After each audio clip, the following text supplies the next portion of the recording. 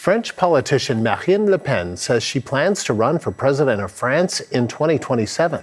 Her announcement comes after a court today shortened a ban on when she can run for office, but upheld her charges of embezzling more than 4 million euros from the European Parliament. She spoke last hour to French media, and the CBC's Briar Stewart has been following along on the story. She's outside the court in Paris where the ruling was delivered. And Briar, what do we know so far about her plans for 2027? Well, Andrew, Marine Le Pen was absolutely defiant in this primetime interview that she gave to a French television network. And it was the first reaction that she gave after an appeals court upheld a guilty verdict against her this morning. Now, she had been convicted back in 2025 of using funds, millions of dollars in funds from the European Parliament to pay staff salaries who were working for her political party.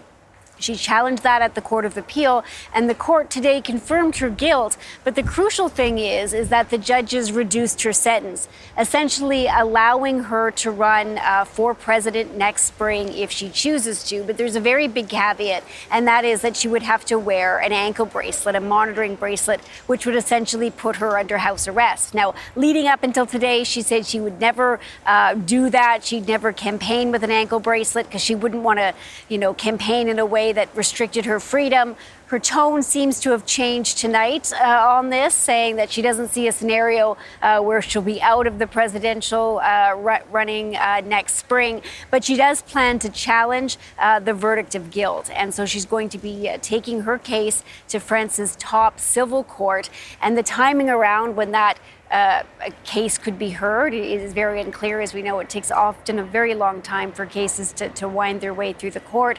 Certainly, there has been a lot of opposition, lawmakers reacting to the developments today.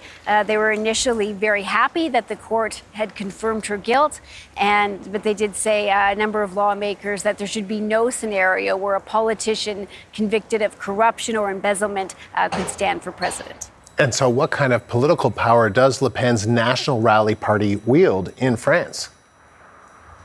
Well, the National Rally holds the largest number of seats in France's National Assembly, and Le Pen has been a political force in French politics. She's been at the helm of the party for the last 15 years.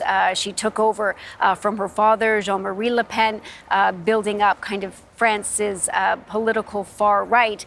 And, really throughout her time, the party has been characterized as being anti-immigrant, really kind of trying to frame itself as an anti-establishment party. And that's really how she's tried to kind of frame this whole court decision against her, saying that she's being unfairly targeted. She maintains that she's innocent. And I think really the developments around this is people were watching to see if she decided not to run, whether or not her protege, 30-year-old Jordan Bardella, would step into her place. Now, this is somebody who is very popular as well in France.